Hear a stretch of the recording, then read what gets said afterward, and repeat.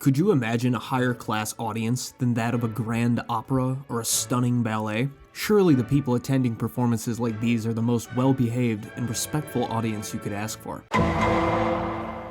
In the 18th century, opera was the highest form of entertainment available. There was no TV, no internet, and only about half the population could even read. Because of this, operas, especially high-level productions, were extremely expensive to attend. Really, only the upper class could afford to go to them. The opera companies and theaters knew this, and it was common practice for them to offer half-price tickets during the intermissions so that people that were not as well off could come and enjoy the second half of performances for cheap. This was so common that people would often line up at the box office during the performance waiting for intermission so they could get their discounted tickets. However, at this performance of Artaxerxes, the management of the Convent Garden Theater decided to get greedy and informed the crowd waiting outside that no discounted tickets would be sold and they would all be charged full price regardless of when they entered the theater. This did not sit well with the crowd. They started arguing and making demands on the management, even threatening to burn the building down. When this didn't work, they broke into a full-scale riot. In the second half of the performance, they stormed the theater and rushed the stage. They stopped the performance and started destroying the inside of the hall. They apparently were ripping down chandeliers and tried to break the support beams holding up the roof of the venue. It was estimated that the crowd caused 2,000 British pounds worth of damage to the theater, and to put that into perspective, the average servant girl was making around £4 a year at that time. The management obviously did not try this again and went back to selling half-price tickets as soon as the repairs were finished. Classical musicians are not above sabotage. The legend of the razor blades in the piano keys can attest to that. If another composer tried stealing your thunder, why not try to get back at them? This is exactly what happened to Rossini at the premiere of The Barber of Seville, of course popularized by Bugs Bunny. A rival of Rossini, Giovanni Paisiello, had released his own version of The Barber of Seville shortly before and took Rossini's version as an insult to his own, and so he wanted to get even. He paid a chunk of the audience to come to the premiere and relentlessly boo and jeer at the stage, trying to disrupt the performance. A threat to burn down the theater was passed on, and ladies were advised to leave the audience. This commotion rattled the actors, causing one of them to trip backstage and smash his nose on the floor. When he came out to sing his aria, his nose was bleeding the entire time. The premiere was described as cursed. The next night, the opera was scheduled to be played again, and Rossini, fearing for his life, would not enter the theater. Instead, he hid in a barn next door and was afraid to come out. At the end of the performance, a crowd gathered outside the barn to commend Rossini on his work, but believing it was a trick, Rossini told him he would not come out to meet them. From then on, The Barber of Seville was a wild success.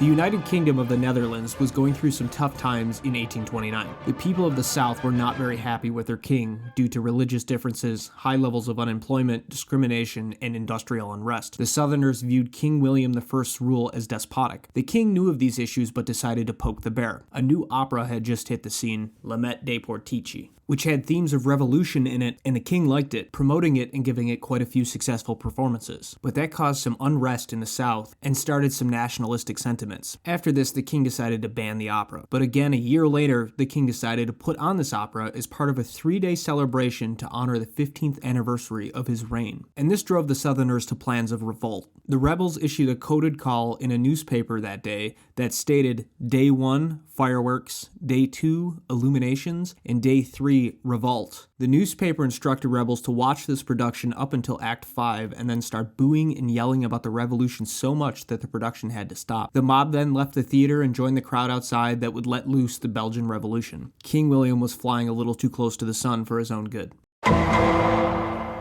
Berlioz was a pretty unlikable guy. Watch my Symphonie Fantastique video to learn more. But one thing not included in that video was his propensity for critiquing operas. When Berlioz would go to the opera, he would first spend all week studying the score of the piece that was to be performed, and then bring the score in with him and carefully observe the orchestra's accuracy to it. If the orchestra made a mistake or the conductor took liberties with the music that he did not find appropriate, he would stand up in the middle of the crowd and shout at the musicians, instructing them on what they were doing wrong. One night at a performance, a violin solo had been left out, and of course Berlioz stood up and screamed at the orchestra about it in the middle of the performance, which caused the rest of the audience to get up and start screaming. This caused the curtain to close on the stage, ending the performance, and the audience began to rush the stage and the orchestra pit. The musicians fled, leaving all of their instruments behind in the pit, which were all smashed to pieces by the crowd. At least Berlioz felt bad about this, I guess.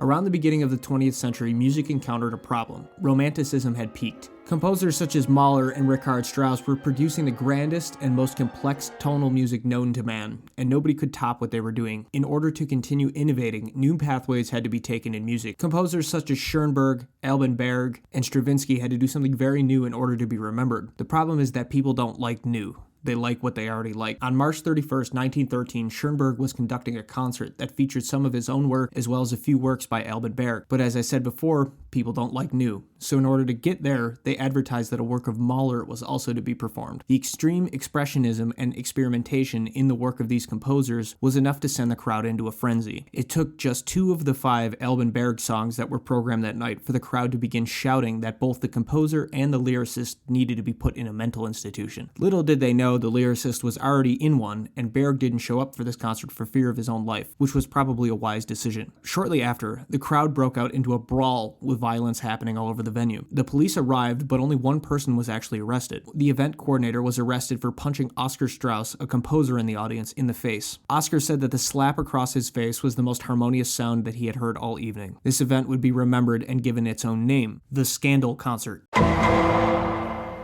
Taking place just a few months after the Skandlkonzert, this is probably the most well-known of all riots in classical music, but it is also the one that has the most conflicting information. There were several factors that went into the audience unrest in this performance. The first is the composer, Stravinsky. Similar to Schoenberg and Berg, Stravinsky's score was full of dissonances, jagged rhythms, and strained and scary sounds coming out of the orchestra that nobody in the audience had likely heard before. It was innovative, but it was shocking. The subject material of the ballet itself also had a hand in the uproar. The pagan ritual sacrifice and the Russian primitivism being shown on stage likely offended many of the concertgoers. And then, of course, the insane choreography of Nijinsky left people feeling uneasy. Instead of the graceful and beautiful movement that you might have seen before in a Tchaikovsky ballet, you were instead greeted to jerky, strange, and heavy movements of these dancers. Nijinsky had instructed his dancers to turn their toes inward, to look unnatural, and land heavily on the floor off the beat of the music to make everything as uncomfortable as it possibly could be. According to some, these offenses caused the audience to begin throwing objects at the dancers and the stage and getting into duels and fistfights with each other, saying that the police arrived and arrested nearly 40 people. And according to some other accounts, the audience was simply just shouting and being extremely loud. At one point, the noise from the crowd got so loud that the dancers could no longer hear the orchestra, and Nijinsky had to get on stage and shout the dance count so that they could all stay together. Either way, the performance finished, and it was reported that half the crowd gave the composer and choreographer an ovation, while the other half jeered and hissed at them. There are too many conflicting accounts to say what really happened, but we can say, whether or not there was violence, this music deeply upset a lot of people. At one point, Stravinsky himself said that he went out onto the stage and told the audience to go to hell because they didn't understand his work. If you found this interesting, please like, comment, and subscribe, and check out my Patreon.